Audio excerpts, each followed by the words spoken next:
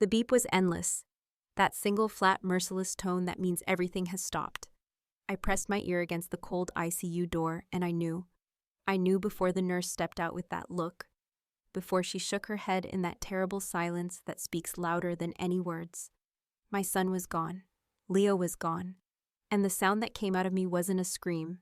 It was something broken, something that shattered in my chest and came out as nothing but air and agony. But you want to know what happened next? What my own mother said to me as I collapsed at her feet, begging for just a shred of comfort. She looked down at me like I was dirt on her designer shoes and said, "Get up. Don't make a scene here. This is the consequence of your stupid choices." Then she walked away. My father was on his phone telling his business partner he'd call back because of some minor inconvenience. My baby was dead, and I was an inconvenience. If you think you've heard stories about toxic families, wait until you hear what I did next. Because this isn't just about survival, this is about justice. But before we get there, if you're invested in hearing how someone can rise from absolute devastation to take back their power, hit that like button, subscribe to this channel, and drop a comment below, telling me about a time you had to stand up for yourself. Trust me, you'll want to follow this journey to the end. Let me take you back to the beginning to show you exactly how I ended up in that hospital hallway, and how my own family became the architects of their own destruction. I grew up in what everyone called a picture-perfect family. The Thompsons were the kind of people you saw on Christmas cards. My father, Richard Thompson, was a financial consultant who'd built his reputation on being the trusted advisor to half the wealthy families in our Connecticut town. My mother, Margaret, was on every charity board, every planning committee, every social circle that mattered. Our house was a colonial revival with white columns and perfectly manicured lawns that my father paid someone to maintain weekly. Inside it was a museum of good taste and cold silence where every piece of furniture had been selected by a designer, and every conversation was performed for an invisible audience. I learned early that love in our family was conditional. I remember being 8 years old, proudly bringing home a painting I'd done in art class. It was messy and colorful, a child's enthusiastic interpretation of our house. I'd worked so hard on it, mixing colors, adding details like the bird's nest I'd seen in our oak tree. "Mom, look what I made," I'd said, holding it up with paint still on my fingers. My mother glanced up from her planning book, her face tightening. "Elena, you got paint on your uniform. That's never going to come out. And why are you wasting time on this when you should be practicing your piano? The recital is in 2 weeks, and Mrs. Henderson said Claire is already perfect. What will people think if you embarrass us?" I'd look down at my painting at the crooked windows and the 2 bright flowers I'd added to make it cheerful. "But I thought you'd like it. What I'd like is for you to focus on activities that matter. Put that away and go practice. And wash your hands properly this time." That painting ended up in the trash. I'd seen it there later that evening, crumpled on top of coffee grounds and orange peels. I didn't make the mistake of bringing home artwork again. My younger sister Claire understood this instinctively. She was the golden child, the one who always knew exactly what to say, how to smile, which friends to cultivate. She was captain of the tennis team, president of the student council, dating the quarterback. She was everything our parents wanted. I remember one dinner when I was 15 and she was 13. My mother was going through her usual interrogation. "Claire, darling, how was the tennis match?" "We won, obviously." Claire tossed her hair. "Coach says I'm definitely getting the MVP award this season." Jennifer's mother was so jealous, it was hilarious. My mother beamed. "That's my girl. You're making quite an impression." She turned to me, the warmth draining from her face, like someone had flipped a switch. "And you, Elena, still spending your weekends at that homeless shelter?" "Yes, we served over 100 people last Saturday. It feels good to help." My father looked up from his phone, his expression disgusted. "You smell like poverty when you come home. It's unseemly. Those people made their choices. They're human beings, Dad. Some of them are veterans. Some lost their jobs. They're not—" "Enough," his voice cut through mine like a blade. "You want to waste your time playing savior, fine. But don't expect us to celebrate it. Claire is building connections that will matter. You're building nothing." Claire smirked at me across the table. "At least I don't come home smelling like a soup kitchen." I was the problem child. Not because I was rebellious or wild. I was the problem because I asked questions. Because when my father would talk about his business dealings over dinner, making jokes about how easy it was to convince people to invest, I'd ask, "But what happens if the investments don't work out? Don't you feel responsible? His face would darken, and he'd tell me I was too young to understand how the world worked. I was the problem because I wanted to study art instead of business. I remember the day college acceptance letters arrived. I'd gotten into the Rhode Island School of Design, my dream school. I was shaking when I showed my parents the letter. "This is one of the best art schools in the country," I said, my voice hopeful. "They only accept 15% of applicants." My mother didn't even look at the letter. "You're not going to art school, Elena. Don't be ridiculous. You're going to study business at your father's alma mater like we discussed." "We never discussed it. You decided. This is what I want." My father stood up at his chair, scraping loudly against the hardwood floor. "What you want? Let me tell you what you want. You want to end up poor, struggling, living off our charity for the rest of your life, because that's what happens to art majors. You will go to a real school and study something useful, or you can pay for your little fantasy yourself." "But Dad," "The discussion is over. We're not funding failure." I'd gone to business school. I'd hated every minute of it. I'd taken art classes on the side, paid for with money I made from a part-time job at the campus library. My mother found out when she did a surprise visit and saw charcoal under my fingernails. "Still wasting time, I see," she'd said, her voice dripping with disappointment. "When are you going to grow up, Elena?" I was the problem because I volunteered at the homeless shelter instead of joining the country club's junior league, where Claire was making connections with other wealthy families. I was the problem because I cared more about substance than status. My mother would look at me with this expression of perpetual disappointment, like I was a failed experiment she couldn't quite figure out how to fix. "Why can't you be more like your sister?" she'd say at least once a week. "Claire knows how to present herself. Claire understands what's important. Claire makes us proud." And Claire would smile that perfect smile, the one she'd practiced in the mirror, and I'd feel myself shrinking, trying to become invisible in a house where I'd never belonged. When I was 23, I met Marcus Chen at a community art class I was teaching on weekends. It was one of the few things I did just for myself, a small rebellion against the corporate job my parents had pressured me into. I'd see these faces every Saturday morning, people who came to paint because it brought them joy, not because it would impress anyone or build their resume. Marcus walked in late on his first day, work boots still dusty from a construction site, apologizing profusely. Sorry, the job ran over. I almost didn't come, but I figured if I paid for the class, I should at least try right." He was terrible at painting. I mean, truly spectacularly bad. His trees looked like broccoli. His sky was somehow lumpy. His attempt at a sunset looked like someone had attacked the canvas with random colors and hope. But he laughed at his own mistakes, this genuine, unself-conscious laugh that made everyone around him smile. "I think I'm making it worse," he said during the second class, holding up a brush dripping with muddy brown paint that was supposed to be a mountain. "Is there an undo button on reality?" I'd walked over to his easel, trying not to laugh. "Mountains are tricky. Maybe try layering the colors instead of mixing them all together." "Layering, right, like a cake." He looked at me with these kind, slightly embarrassed eyes. "I'm Marcus, by the way, Marcus Chen, and I promise I'm better at building things than painting them." Elena Thompson, and I believe you. What do you build?" "Custom furniture mostly. Cabinets, built-ins, sometimes whole rooms if I'm lucky." He added a stroke of white to his painting that somehow made it worse. "I work construction during the day to pay the bills, but I'm trying to start my own carpentry business. Figured learning art might help with design." Clearly, I was very wrong about my artistic abilities. Over the next few weeks, I found myself looking forward to Saturdays in a way I hadn't looked forward to anything in years. Marcus would arrive with coffee for both of us, having remembered without asking that I took mine black.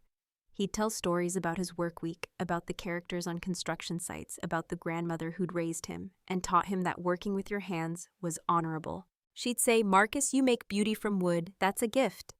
Don't let anyone tell you it's less than sitting in an office pushing paper." He smiled at the memory. She died 2 years ago. I think she'd be proud that I'm trying. "I think she'd be proud of who you are regardless," I said, and I meant it. After class one day, he asked if I wanted to get lunch. Just a sandwich shop nearby, nothing fancy. We sat on a bench in the park and talked for 3 hours.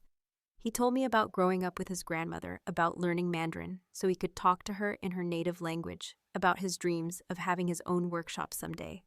I told him about my love of art, about teaching about how I'd ended up in a corporate job I hated to please people who would never be pleased. "Why do you stay?" he asked, not judgmentally, just curious. "Because they're my family, because I keep thinking if I just try hard enough, do well enough, they'll finally accept me." He was quiet for a moment, then said, My grandmother used to say that you can't make someone love you by becoming who they want.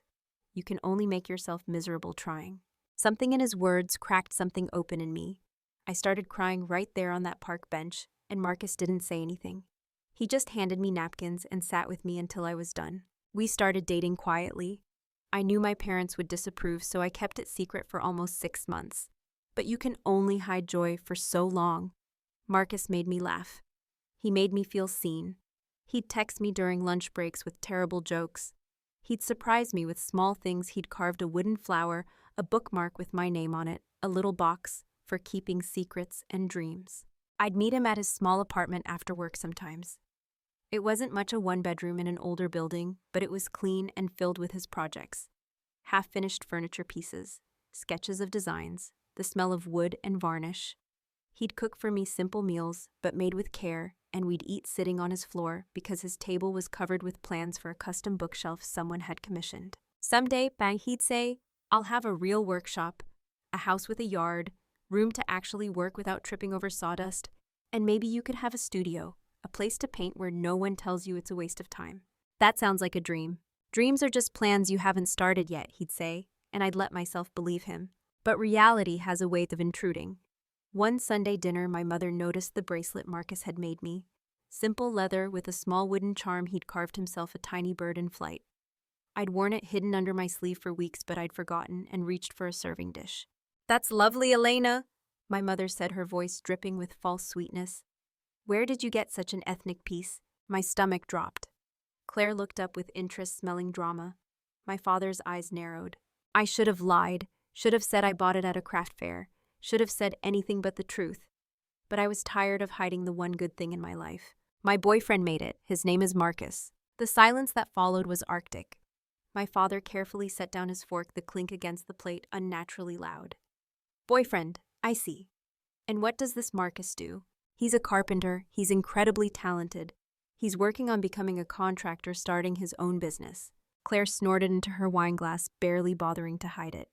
My mother's face went pale, then red, cycling through shock and anger. A carpenter. Elena, please tell me you're joking.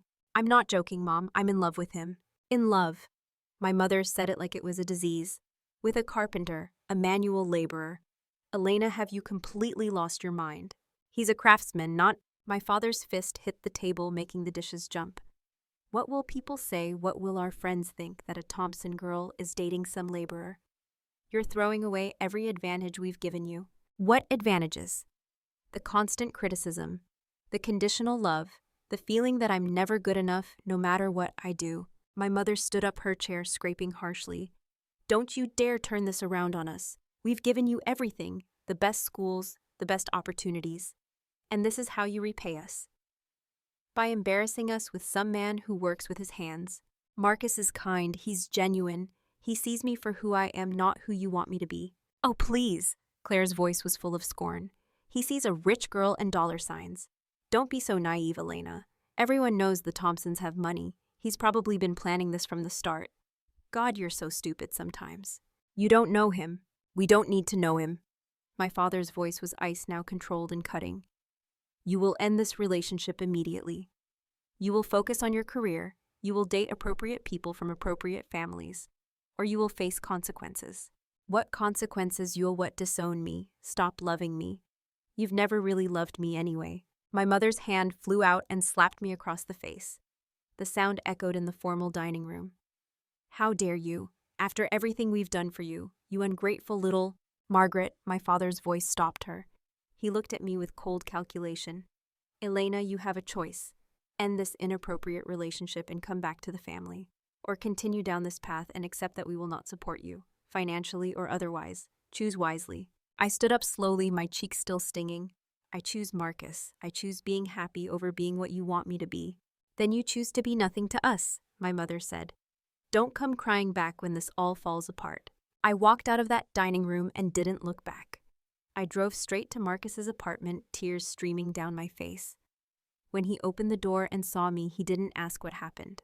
He just pulled me inside and held me while I fell apart. They hate you, I sobbed into his chest. They don't even know you and they hate you. They don't have to know me, Elena. They don't have to approve. You know me, that's enough. But they're my family. He pulled back and looked at me, his hands gentle on my face. Family is what you make it. It's not about blood. It's about who shows up, who cares, who sees you and loves you anyway. He smiled softly. We'll build our own family, one that's better, one where love isn't conditional. I believed him. God, I wanted to believe him so badly. 3 months later, I found out I was pregnant. I was terrified to tell Marcus, worried it was too soon, that he'd feel trapped. Instead, he dropped to his knees in our tiny apartment and cried with joy. We're going to have a baby, he kept saying like he couldn't believe it. We're going to be a family. I wanted to tell my parents in person. I thought maybe, just maybe, a grandchild would change things. I was so profoundly naive. I showed up at their house on a Saturday morning before their tennis match, before they could fill their day with distractions. My mother opened the door, already annoyed. Elena, you should have called first. Mom, I have news. Can we talk, all of us? We sat in the living room, that perfect space, with its perfect furniture and its perfect emptiness. I took a breath and said, I'm pregnant. Marcus and I are getting married. We wanted you to know that you're going to be grandparents. The pause that followed felt like falling. Then my father stood up. His face was stone. No. Dad, I'm not asking for permission. I'm telling you. No, he repeated. You are not bringing a bastard child into this family. You will not marry that man. You will end this pregnancy and end this relationship, or you will no longer be our daughter. I stared at him. You're giving me an ultimatum over my baby. My mother's voice was ice. Elena, be reasonable. You're not equipped to be a mother. You can barely take care of yourself. And binding yourself to that man for life, it's social suicide. We won't stand by and watch you destroy your future. This baby is my future. Marcus is my future. Claire was examining her nails. Can we wrap this up? I have plans at noon. My father moved toward the door, opening it. Then you've made your choice. Don't come back here expecting help when this all falls apart. And it will fall apart. Don't call us, don't write. As far as we're concerned, you're no longer part of this family. I stood up slowly, my hand unconsciously moving to my still flat stomach.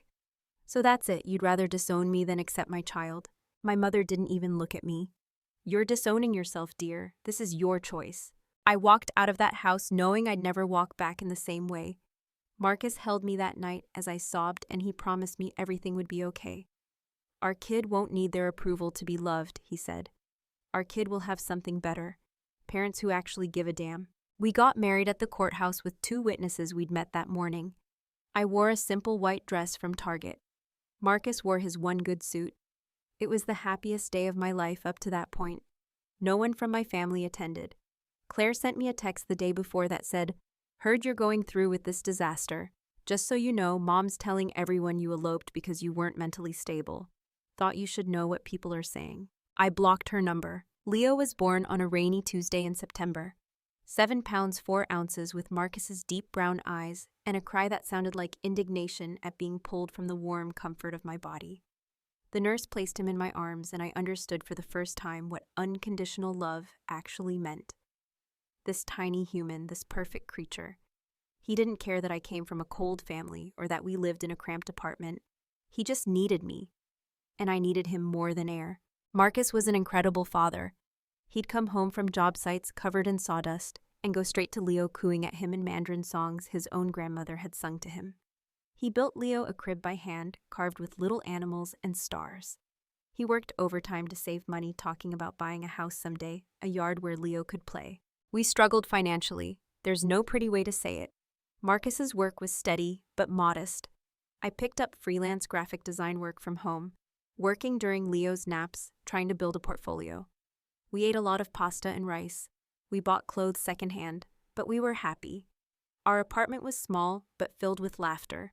Leo's first word was Dada, and Marcus cried. His second word was Mama, and I cried. We were building something real, something earned, something that belonged to us. I ran into my mother once when Leo was about 18 months old.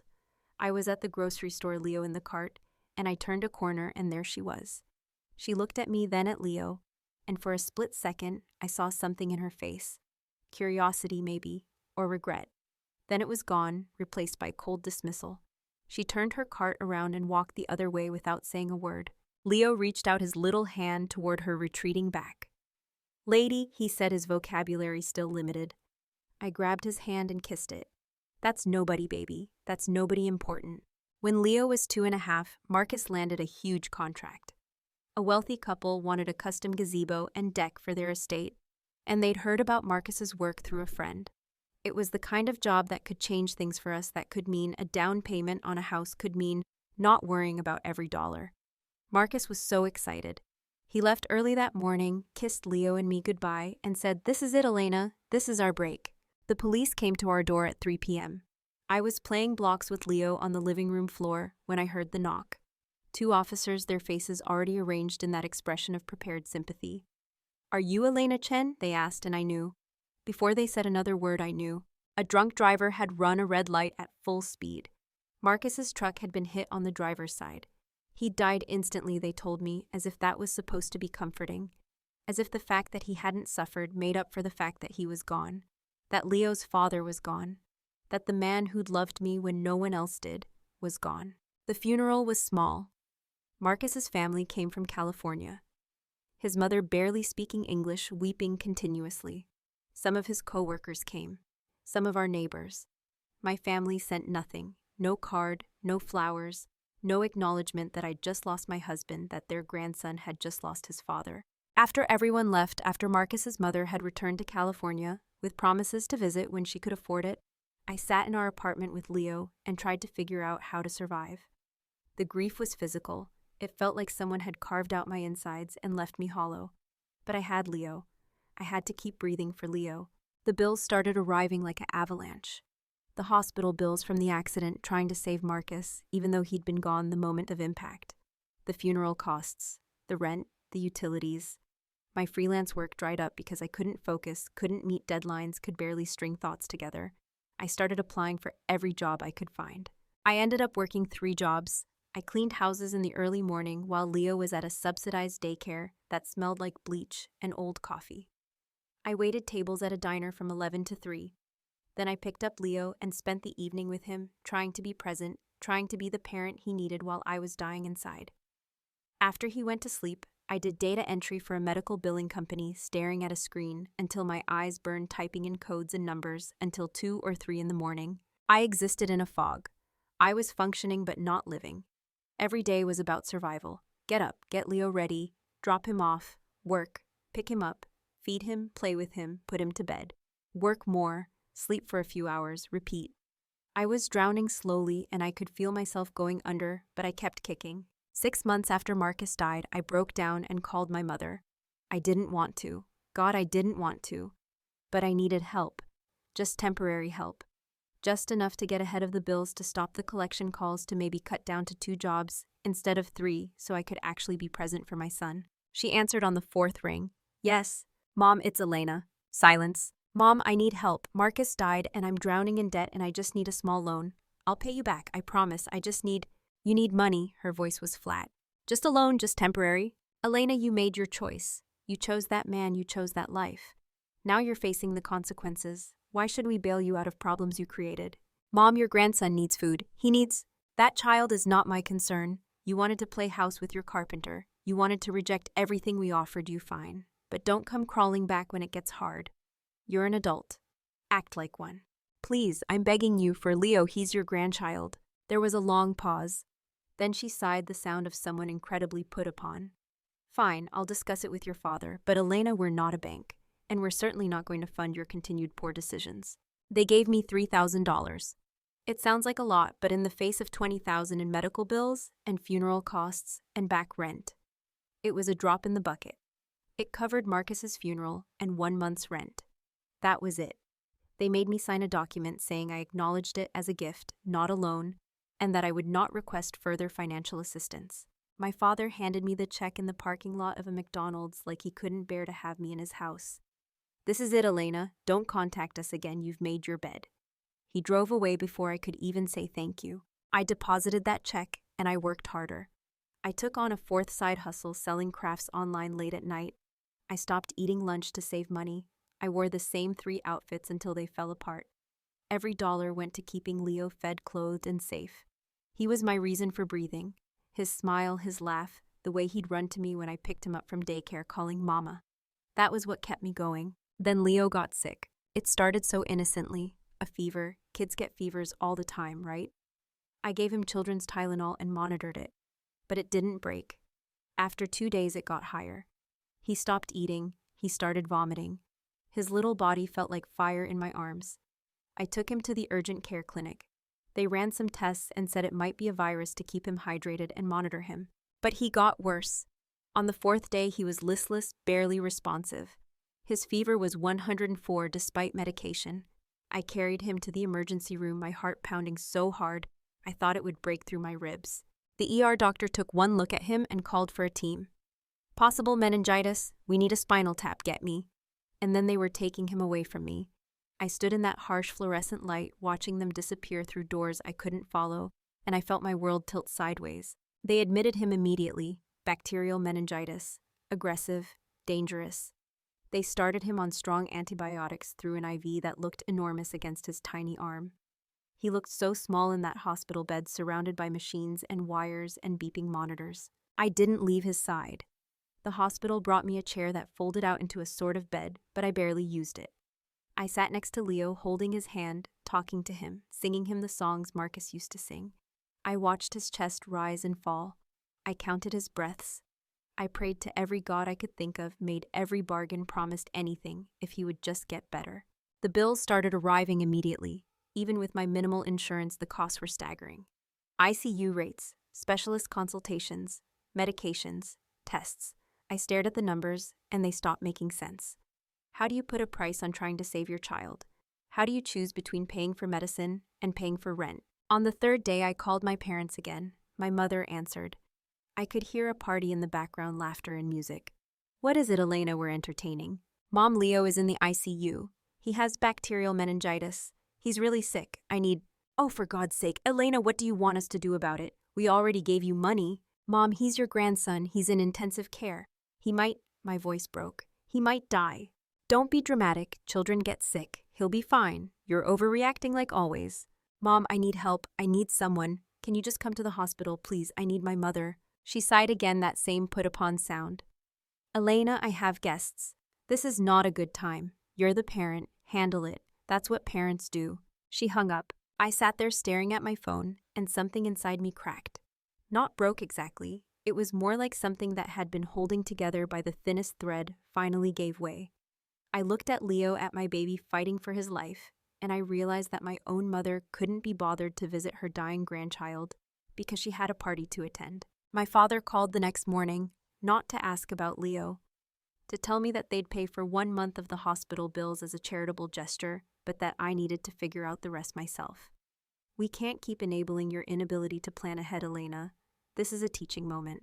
A teaching moment. My son was dying, and my father called it a teaching moment. They came to the hospital once, on day 5 of Leo's hospitalization, not because they wanted to see him.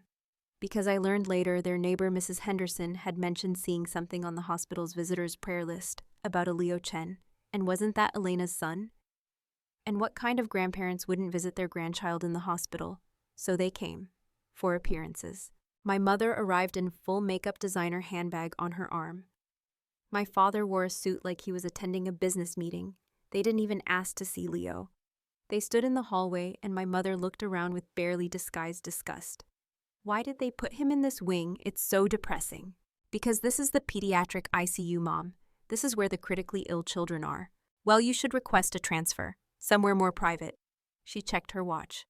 How long is this going to take? I have a nail appointment at 3. How long is what going to take? This visit. We came like you asked. We're here, War. I stared at her. You haven't even asked how he is. My father cleared his throat. How is the boy? The boy has a name. It's Leo. Your grandson's name is Leo, and he's fighting a severe bacterial infection that could kill him. My mother waved her hand dismissively. Don't be so negative, Elena. You're probably catastrophizing like you always do. Children bounce back. A nurse walked past, giving my parents a curious look. My father noticed and immediately shifted his posture, putting a hand on my shoulder in a gesture that might have looked comforting if you didn't know that his fingers were digging in hard enough to bruise. We're here for you, sweetheart, he said loudly enough for the nurse to hear. Whatever you need. The nurse smiled and continued on. My father immediately dropped his hand. We've done what we came to do. We'll make a donation to the hospital in the family name. That should satisfy any questions. You're leaving? Elena, we have obligations. We can't sit in a hospital all day, you understand? My mother was already walking toward the elevator. I followed them, my voice rising. You've been here for 20 minutes. Your grandson is fighting for his life, and you can't stay for more than 20 minutes. My father turned his face hard. Lower your voice, you're making a scene. We came here as a courtesy, don't be ungrateful. Ungrateful, my son might die, and you're worried about courtesy. My mother pressed the elevator button multiple times, impatient. He's not going to die, Elena. Stop being so dramatic. You always do this, make everything into a crisis. This is a crisis. The elevator arrived. They stepped in. My father looked at me one last time. Pull yourself together, you're embarrassing yourself. The doors closed. I stood there in that hallway staring at my reflection in the steel doors, and I felt something fundamental shift inside me. It wasn't sadness anymore. It was clarity. Cold, sharp, absolute clarity. These people were never going to care. No amount of suffering would move them. No crisis would be big enough. They were incapable of the kind of love that required sacrifice, that required showing up. I'd spent my whole life trying to earn something they were never going to give. I went back to Leo's room and held his hand. It's okay, baby, I whispered. It's just you and me. We don't need them. We never did. The next week was hell. Leo's condition fluctuated. One day he'd seem better, almost responsive. The next day his fever would spike again and the machines would start alarming. The doctors spoke in careful tones about inflammation and swelling and waited to see how he responded to treatment. I existed in a state between hope and despair, suspended in that awful liminal space where you can't fully grieve because there's still hope, but you can't fully hope because the grief is already creeping in at the edges. On day 12, Leo opened his eyes, really opened them, focused on my face. Mama. He whispered, his voice rough from the breathing tube they'd removed 2 days earlier. I started crying. I'm here, baby, Mama's here. He smiled. It was weak and brief, but it was real. Thirsty. The doctors were cautiously optimistic. The antibiotics seemed to be working. The inflammation was going down. We weren't out of the woods yet, but we might maybe possibly make it to the other side. I allowed myself to hope. Then on day 14, everything went wrong. Leo's oxygen levels dropped suddenly. He started struggling to breathe. Alarms screamed. Nurses flooded the room. I was pushed out into the hallway while they worked. I could hear them shouting medical terminology I didn't understand. Crash cart, intubation, compressions. No. The doctor came out an hour later. We've stabilized him for now, but his brain swelling has increased significantly. We're doing everything we can, but you should prepare yourself. Call any family you want to be here. I called my parents one more time. My mother answered. I could barely speak through my tears. He's not going to make it. The doctor said I should call family. Please come. Elena, you've said he was dying before and he was fine. I'm not dropping everything every time you panic. Mom, please. Call us if something actually happens. Otherwise, stop disrupting our day. She hung up. I called Marcus's mother in California. She wept on the phone, said she'd try to get a flight, but money was tight. I told her I understood. I sat alone in that hallway, and I understood that I was going to lose my son alone, the same way I'd lost his father. Leo held on for 3 more days. 3 days where I talked to him constantly, told him stories, sang him songs, begged him to fight. 3 days where his little body fought against an infection that was too strong, too aggressive, too much for his 2-year-old immune system. On day 17, at 6:47 in the morning, Leo's heart stopped. They tried to revive him. I watched through the window as they did. Compressions on his tiny chest, as they pumped air into his lungs, as they tried everything medical science could offer. But he was gone. My baby was gone. The nurse who came out to tell me didn't say the words at first. She just put her arms around me and I knew. I knew from the way she held me, from the way her own tears fell into my hair. I'm so sorry, she whispered. We did everything. I don't remember making a sound. But I must have because people came running. Security, other nurses, a doctor. They were talking to me, but I couldn't hear them. There was nothing but static and the sound of my own heart breaking into pieces, so small they could never be put back together. They let me hold him. They disconnected all the wires and tubes and let me hold my son. He was still warm. That was the worst part. He was still warm and I kept thinking maybe they were wrong, maybe he was just sleeping. Maybe if I held him long enough he'd wake up. But he didn't. He never would again. I held him for 2 hours. Rocked him like I used to when he was a baby. sang him the lullabies Marcus used to sing, memorized his face, his hands, every perfect detail, apologized over and over for not being able to save him, for not being enough. When they finally took him from my arms, I felt like they were tearing out my soul. The hospital social worker helped me make arrangements. The nurse who'd been kind throughout Leo's stay, a woman named Janet, helped me pick out a funeral home. She even came to the funeral home with me when I had to make decisions about caskets and services, because I couldn't function, couldn't make my brain work through the fog of grief. I had to call my parents to tell them. My father answered this time. I said, "Leo died this morning. The funeral is Tuesday." "I see. Well, we'll need to discuss whether it's appropriate for us to attend. We'll let you know." He hung up before I could respond. They didn't come to the funeral. Neither did Claire. I found out later through a mutual acquaintance that they'd had a party that same day, a fundraiser for one of my mother's charities. When asked about their daughter's loss, my mother apparently said, "It's very sad, of course, but Elena made her choices. We can only pray she learns from this experience." The funeral was on a gray Tuesday afternoon. It rained, which felt appropriate. There were maybe 15 people there, Janet the nurse, 2 of my neighbors from the apartment building. Marcus's mother had managed to get a last-minute flight and stood next to me holding my hand. A few of Marcus's old co-workers, the daycare provider who'd taken care of Leo. That was it. No flowers from my family, no card, no acknowledgement that they'd lost a grandson. The funeral director kept looking at the small group with sympathy, and I wanted to scream at him that yes, my family was this small. Yes, I was this alone. We buried Leo next to Marcus in a small cemetery on the edge of town. I couldn't afford matching headstones. I couldn't afford much of anything, but I made sure Leo's marker said "Beloved Son forever in our hearts," because he was. He would always be in my heart in that space that was now just a wound that would never fully heal. After the funeral, I went back to my apartment. It was exactly as I'd left it. Leo's toys on the floor, his sippy cup on the coffee table, his little shoes by the door. I stood in the middle of the living room and I couldn't figure out what to do next. How do you continue existing when your reason for existing is gone? My phone buzzed. A text from Claire. I stared at it for a long time before I could make myself read it. "Mom said you're still being dramatic about everything. Look, I get it, it's sad, but you need to move on. Life happens. Oh, by the way, David proposed. Look at this ring. 3 carats cushion-cut platinum band. He took me to this amazing restaurant. The proposal was so romantic. We're thinking a spring wedding, probably in the Hamptons. I'll send you details, but honestly, you need to get your act together before then. I don't want you showing up all depressed and ruining the vibe.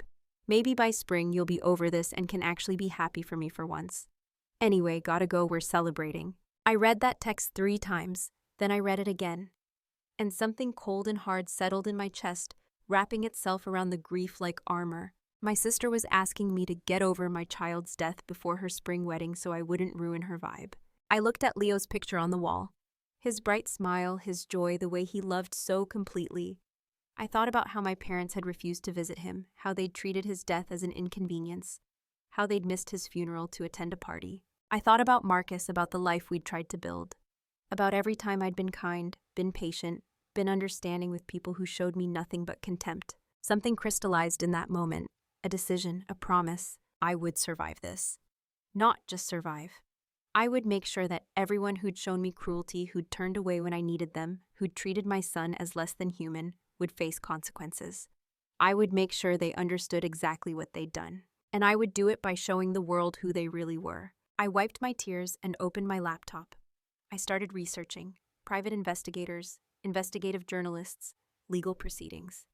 I made a list of every way my parents had hurt not just me, but others. I remembered conversations, suspicious comments, things that hadn't made sense at the time. My father's consulting business. The way he always had money but never seemed to work that hard. The clients who'd suddenly stopped being friends with my parents. The way he'd changed the subject when certain names came up. I had time now, all the time in the world, because I had nothing left to lose. Over the next 2 months, I spiraled. I won't pretend I didn't. I stopped working. I stopped eating regularly. I stopped answering calls from Marcus's mother, from Janet, the nurse, from anyone who tried to check on me. I sat in that apartment surrounded by Leo's things, and I plotted. I started following my father online, looking up his business, his clients. I found a forum where people discussed investment advisors, and I found complaints. They were old, quickly deleted, but I found screenshots. People who'd lost money, people who'd trusted Richard Thompson and ended up ruined. I started to see a pattern. Then I got a call. My mother. I almost didn't answer, but something made me pick up. Elena, your father is ill. Nothing serious, but he needs someone to help around the house for a while. Margaret can't manage everything herself. Her voice was brisk, businesslike. No acknowledgement of Leo of the funeral they'd missed of anything. We'd like you to come back home for a few weeks. I almost laughed. Almost. You want me to come and take care of Dad? It would be the mature thing to do. Family takes care of family. The irony was so thick I could choke on it. But I heard something in her voice. An assumption. She assumed I'd be grateful. She assumed I'd jump at the chance to come back to be accepted again. And suddenly I saw the opportunity. Okay, I said slowly. I'll come home. There was surprise in her voice. Really well, good. We expect you this weekend. And Elena tried to look presentable. We don't need the neighbors getting the wrong idea. I packed a bag. I looked around the apartment one more time. Leo's toys, his pictures, his room. I wasn't abandoning them. I was bringing them with me in my heart, in my mission.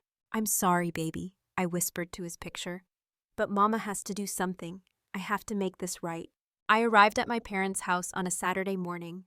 The house I'd grown up in, that beautiful colonial with its perfect lawn. It looked exactly the same, like nothing had changed, like my entire life hadn't been destroyed. My mother opened the door. She looked me up and down, her nose wrinkling. You've lost weight. You look terrible. I lost my son. I'm grieving. Yes, well, you're here now. Come in. Your father is in his study. He'll tell you what he needs. She walked away without another word. No hug, no sympathy, nothing. I stepped inside and felt the familiar cold atmosphere wrap around me. But this time I wasn't here as the desperate daughter. I was here with a purpose. My father was indeed in his study, sitting in his leather chair, a blanket over his legs. He looked up when I entered. Elena, good. You'll be staying in your old room. We need help with meals, housework, and I'll need someone to manage my medications and drive me to appointments. Your mother is too busy with her committee work. What's wrong with you? Minor stroke, nothing dramatic, but I need assistance for a few weeks during recovery. I nodded. I'll help. He looked suspicious. Just like that. You're my father, despite everything. I let my voice shake a little, like I was struggling to be the bigger person. He nodded, satisfied. Good. It's about time you started acting like part of this family. I went to my old room. It was exactly as I'd left it years ago. Nothing had been changed. It was like a museum to a person I used to be. I set my bag down and I smiled. Let the games begin. For the first week, I played the perfect daughter. I cooked their meals, I cleaned their house, I helped my father with his physical therapy exercises. I was quiet and subservient. I let my mother criticize everything I did and nodded along. I let my father bark orders at me and responded with, "Yes, Dad." They relaxed. They stopped watching me carefully. They started to forget I was someone to be wary of. At night, when they were asleep, I started my real work. My father's study was locked, but he'd gotten careless with his illness. Keys left on his nightstand, doors left ajar. I waited until I heard him snoring, then I crept downstairs. The first night I just looked around.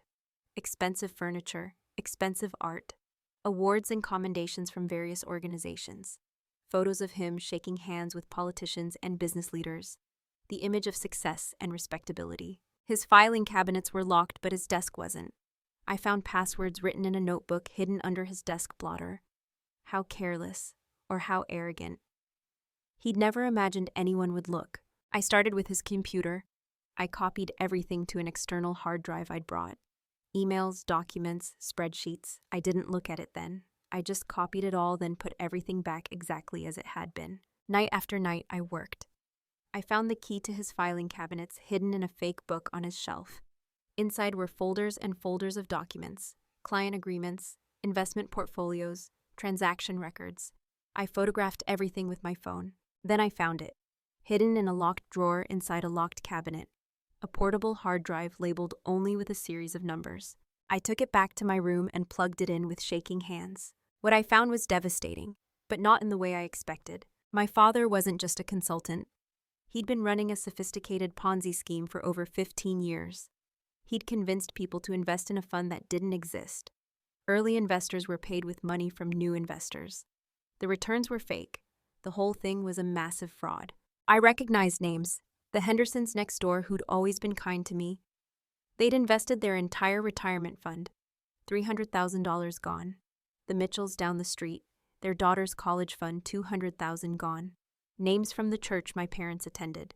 Friends of the family, colleagues, even some of my mother's charity board members.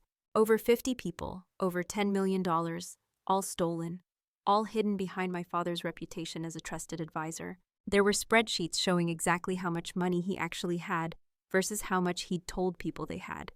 There were documents showing how he'd manufactured false statements. There were emails between him and my mother discussing how to string people along. My mother wasn't innocent. She was complicit. She knew she'd helped. I sat there on my old bed staring at my laptop screen and I felt sick. These people had destroyed so many lives, and they'd done it while lecturing me about responsibility and consequences. But there was more. I found a folder labeled Personal Matters. Inside were documents related to me, to Marcus, to Leo. There were emails between my parents discussing how to handle my relationship with Marcus. Ideas about bribing him to leave me. Discussions about framing him for something. Plans that they'd ultimately decided were too risky. Then there were emails about Leo, about how having a grandchild of mixed race would affect their standing in their social circles, about how they could spin it to their advantage if they had to, about how they'd decided the best course of action was complete distance. And then I found the audio files, recordings of conversations between my parents. Apparently, my father had a habit of recording important discussions for the record. I plugged in my headphones and hit play on one dated around the time Leo was in the hospital. My mother's voice annoyed. She keeps calling. It's becoming a problem. My father. Let her call. We've already established our position. But Richard the boy is actually sick this time. If he dies, people will ask why we weren't there. If he dies, we'll make a sympathetic appearance. We'll be the grieving grandparents who were kept at a distance by an unstable daughter. We'll manage it. And if he lives, then the medical bills will teach Elena a lesson she should have learned long ago. Some people are meant to struggle. It builds character. They laughed. Both of them laughed. I sat there with tears streaming down my face, listening to my parents joke about my son's potential death being a teachable moment, listening to them strategize how to use his death for sympathy if it came to that. I listened to recording after recording, years of conversations, years of schemes and manipulations and casual cruelty. They talked about their victims like they were idiots who deserved to be fleeced. They talked about me like I was an embarrassment they had to manage. They talked about Leo like he was a problem that had solved itself. I copied everything. Every file, every recording, every piece of evidence. Then I started planning my revenge. But this wasn't going to be simple revenge. This was going to be justice. Because my parents hadn't just hurt me, they'd hurt dozens of people. They'd stolen retirements and college funds and life savings. They'd destroyed lives while pretending to be pillars of the community. I spent 3 weeks gathering everything. I organized it. I created a clear narrative. I documented everything with dates and times and amounts. Then I started reaching out. First, I contacted investigative journalists, not locally. I went national. I found reporters who specialized in financial fraud. I created an anonymous email account and sent them teaser information, just enough to get them interested. Beloved Connecticut philanthropist running multi-million-dollar Ponzi scheme. I have proof. Interested. 3 journalists responded. I chose the one from the New York Times. Ben Carter. He had a reputation for thorough investigation, and he didn't publish until he had ironclad proof. I arranged to meet him at a coffee shop 2 towns over. I wore a hat and sunglasses. I sat in the back corner. When he arrived, I slid a USB drive across the table. What's on this? He asked. The first layer, I said. Bank records showing irregular transactions. Investment statements that don't match actual holdings. Client testimonials about promised returns that never materialized. Start with the St. Jude Retirement Fund. That's where the biggest discrepancies are. Who are you? Someone who wants the truth to come out. I'll send you more as you verify what's on that drive, but I need you to promise me something. What? When you publish, you bury them. You make it so complete, so thoroughly documented that they can't recover. Can you do that? He looked at me for a long moment. If what you're saying is true, but if I can verify it, then yes. I'll make sure everyone knows exactly who these people are. Good, you'll hear from me again. I left before he could ask more questions. Next was Claire's fiancé, David. I'd done research on him too. He was genuinely good guy from a family that valued integrity above everything. They were old money, but they were ethical old money. They donated to real causes. They lived modestly despite their wealth. They wouldn't tolerate association with fraud. I created another anonymous email. I sent David a carefully selected audio file, one where my parents discussed how they planned to use Claire's marriage to David to access his family's social connections and investment networks, how they could potentially get David's family to invest in their fake fund, how Claire was the perfect asset because she was beautiful and convincing. The email subject line was, "The truth about your fiancé's family." Then I waited. Ben Carter was thorough. He didn't rush. Over the next month, I sent him piece after piece of evidence, always from anonymous accounts, always with just enough guidance to help him verify independently. I didn't give him everything at once because I wanted him to work for it to believe in it completely. I watched him from a distance. He interviewed former clients. He subpoenaed bank records. He worked with a forensic accountant. He built an airtight case. During this time, I continued to play the dutiful daughter. My father recovered from his stroke. I was still there cooking and cleaning and acting properly subdued. My mother commented one day, "You've been much more pleasant lately, Elena. Perhaps you're finally maturing." I just smiled and nodded. Claire came to visit one weekend with David. It was the first time I'd seen my sister since before Leo died. She didn't mention him. She didn't ask how I was doing. She came in her engagement ring glinting, talking about wedding plans. "We're thinking about a destination wedding," she gushed. "Maybe Italy or the south of France. David's family has connections everywhere." David was quiet. He kept watching my parents with an odd expression. I wondered if he'd gotten my email yet. 2 days after Claire's visit, Ben Carter's article dropped. It was front page of the New York Times. "Beloved philanthropist's decade of deception, how Richard Thompson stole millions." The article was devastating. 52 victims named. Over $12 million stolen. Details of how the scheme worked. Photos of my parents at charity events captioned with the reality of what they were doing. Quotes from victims about how they'd trusted Richard Thompson, how he'd seemed so sincere, so honest. The phone started ringing immediately. My mother answered the first call and went pale. Then she stopped answering. The calls kept coming. The doorbell rang. Angry investors, people demanding answers.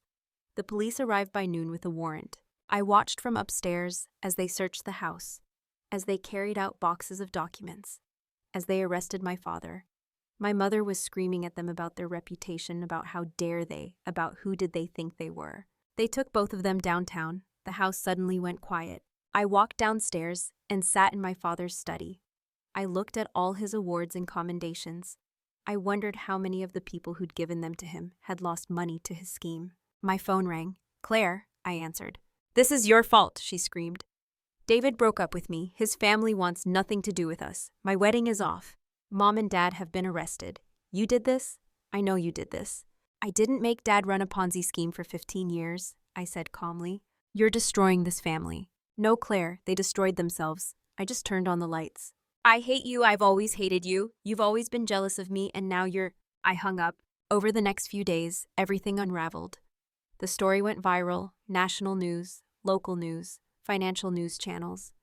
Thompson case shows how trust can be weaponized. Connecticut community reels from massive fraud. Victims demand justice. Bank accounts were frozen, assets were seized. The house this beautiful colonial I'd grown up in was put up for foreclosure to pay back victims. My parents made bail, but their lawyers told them the evidence was overwhelming. Criminal charges, civil lawsuits, they would lose everything and probably spend years in prison. I packed my things. I'd done what I came to do. But before I left, I went to see them one more time. They were sitting in the living room, this room that had always been so perfect, and now looked shabby somehow, like the veneer had been stripped away. They looked at me and they knew. I saw it in their faces. They knew I'd done this. "You destroyed us," my mother whispered. Her perfect makeup was smeared. Her perfect hair was a mess. "How could you do this to your own family?" I sat down across from them. I was calm. Calmer than I'd ever been in this house. "You want to talk about family? Let me tell you about family. Family shows up when someone they love is dying. Family comforts each other in grief. Family doesn't treat a child's death as an inconvenience." "Elena," my father started. "I'm not finished. You stole from dozens of people. You destroyed their retirements, their savings, their dreams. You did it while pretending to be good people. You stood in churches and at charity events, and you lied to everyone, and then you lied to me. You told me I was the problem, that I made bad choices, that I needed to take responsibility. We gave you a good life," my mother said. "We gave you every advantage. You gave me nothing but conditions. Love me if I'm successful, accept me if I'm useful, care about me if I make you look good. But actual love, actual support. I've never had that from you. Marcus gave me that. Leo gave me that. The people you treated like they were beneath you, they loved me better than you ever did. My father's face was red. We did what we thought was best. No, you did what made you feel superior. You did what protected your image. And when I needed you most, when my son was dying, you couldn't even be bothered to visit because you had a party to attend. I stood up. I walked to the mantel where family photos used to be displayed. They'd been taken down, probably by the police. I pulled out a small picture from my bag. Leo's photo. I set it on the mantel. This is Leo, your grandson, the one you never met, the one you treated like he wasn't worth your time. I want you to look at him. I want you to see him and remember that when he needed you, when I needed you, you chose yourselves. Every time. My mother looked away. My father stared at the photo with an expression I couldn't read. I didn't do this for revenge, I continued. I did this for justice. For every person you stole from. For every person you hurt while pretending to be respectable. For Leo, who deserved better grandparents. And for myself, because I deserved better parents. I walked toward the door. Where will you go? My mother asked. And for the first time I heard something other than anger in her voice. Fear, maybe. What will you do? I'm going to live, I said. I'm going to build a life that actually means something. I'm going to be the kind of person Leo would have been proud of. And I'm going to do it without you. Elena, wait! But I didn't wait. I walked out of that house and I didn't look back. I used the last of my money to move to a small coastal town in Maine. A place where no one knew my story. Where I could start over completely. I found work at a local flower shop. The owner, a kind woman in her 60s named Susan, taught me the business. I learned about flowers, about caring for them, about creating arrangements that spoke to people's emotions. It was peaceful work, healing work. After 6 months, Susan told me she was retiring and asked if I wanted to buy the shop. I had no money, but she believed in me. She set up a payment plan I could actually afford. I can see you need this, she said. And this shop needs someone who cares. I renamed it Leo's Garden. The first year was hard. I built the business slowly. I took on small weddings, local events, everyday bouquets for people who just wanted something beautiful in their lives. I lived in a tiny apartment above the shop. I ate simple meals. I saved every penny. But I was free. I woke up every morning and I decided how to spend my day. I wasn't beholden to anyone. I wasn't trying to earn love or approval. I was just living. I made friends. Real friends. Susan became like the mother I'd never had. The baker next door, Sarah, became my confidant. The regular customers became part of my life. I went to therapy. A lot of therapy. I processed the grief of losing Leo, of losing Marcus, of never really having parents who loved me. I learned about boundaries and self-worth and how to recognize healthy relationships. I started sleeping through the night again. I started smiling without forcing it. I started to believe that maybe, just maybe, I deserved good things.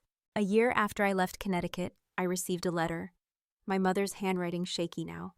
The envelope was wrinkled, the stamp slightly crooked. Inside was 4 pages of desperation. She wrote about how they'd lost everything, how my father's health was failing rapidly from the stress, how they'd been abandoned by everyone, how they had nothing, how she didn't know what to do, how she needed help, how I was their daughter and surely I could find it in my heart to help them now. She wrote that she was sorry, that she understood now what she'd done, that she wanted a chance to make things right. I read that letter sitting in the back room of my shop, surrounded by the smell of roses and lilies and eucalyptus. I read it twice.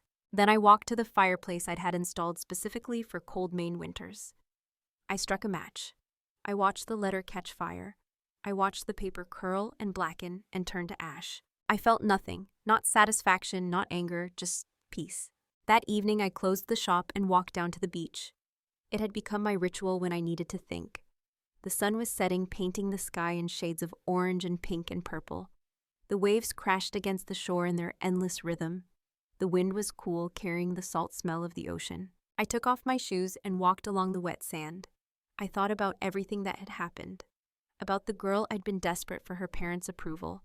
About the woman I'd become, who didn't need anyone's approval but her own. I thought about Marcus and our short time together, about Leo and his bright smile, about how much they'd given me in such a brief time, about how they'd taught me what real love looked like. I thought about my parents sitting in whatever small apartment they could still afford, facing years of legal battles and prison time.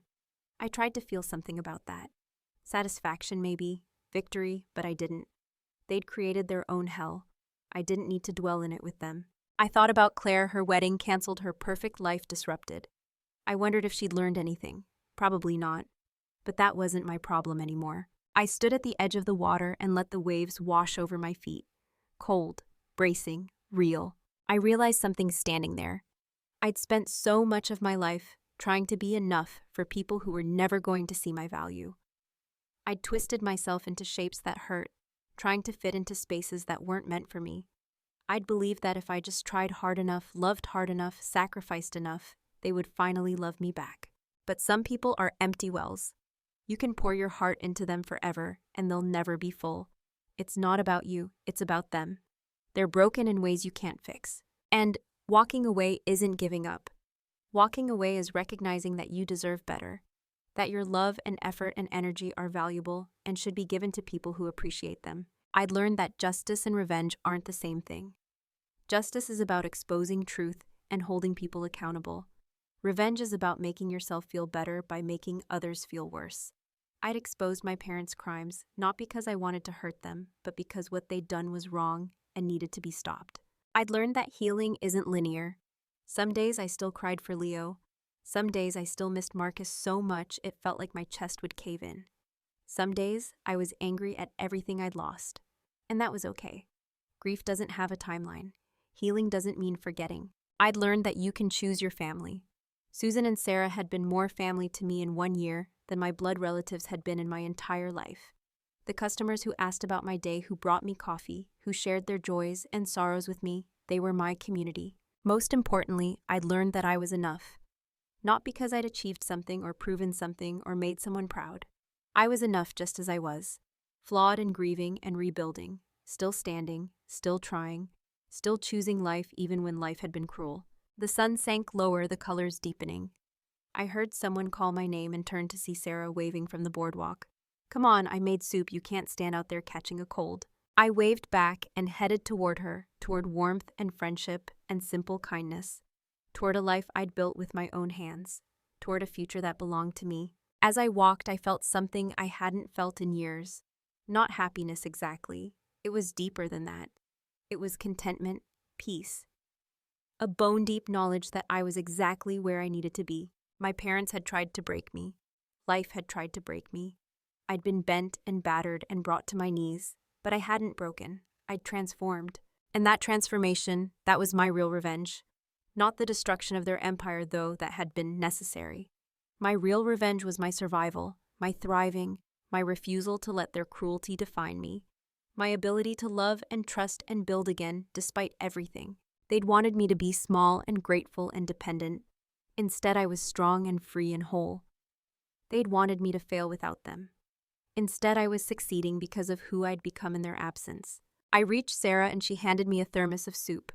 We sat on the bench overlooking the water, watching the last of the sunset together. "Good day," she asked. "Getting better," I said, and I meant it. Tomorrow I'd open my shop. I'd arrange flowers. I'd help people celebrate their joys and mourn their losses. I'd water my plants and balance my books and maybe finally paint the back room the color I'd been thinking about. I'd live my life one day at a time, one choice at a time, one moment at a time. Because in the end, that was the greatest gift Leo had given me. Every moment with him had been precious because I knew how fragile life was. Every laugh, every hug, every mama had been a treasure. He'd taught me to value the present, to love fiercely, to fight for what mattered. And this mattered. This life I was building, this person I was becoming, this future I was creating from the ashes of my past. The stars began to appear in the darkening sky. Somewhere far away, my parents were living with the consequences of decades of lies. But here in this moment, they had no power over me. They were just people I used to know, people who'd taught me in their own terrible way exactly who I didn't want to be. I stood up ready to head back to my apartment, to my small but cozy space that was all mine. Sarah walked with me, chatting about her day, and I realized this was it. This ordinary, peaceful, drama-free existence. This was what I'd been fighting for all along. Not revenge, not vindication, just the simple right to live life on my own terms. And I'd won that right, not by destroying my parents, though they destroyed themselves. I'd won it by surviving, by refusing to let their poison infect me permanently, by choosing every day to be better than they'd ever been. So here's what I want to know from you. Have you ever had to make the choice between staying in a toxic situation and walking away into uncertainty? Have you ever had to be the one to expose the truth when everyone else was comfortable with the lies? What's the hardest boundary you've ever had to set with family? Drop your story in the comments below. Hit that like button if this resonated with you and subscribe, because we need to keep telling these stories. We need to keep reminding each other that we deserve better, that it's okay to choose yourself, that healing is possible. Your story matters, your healing matters, and you are never ever alone in this journey.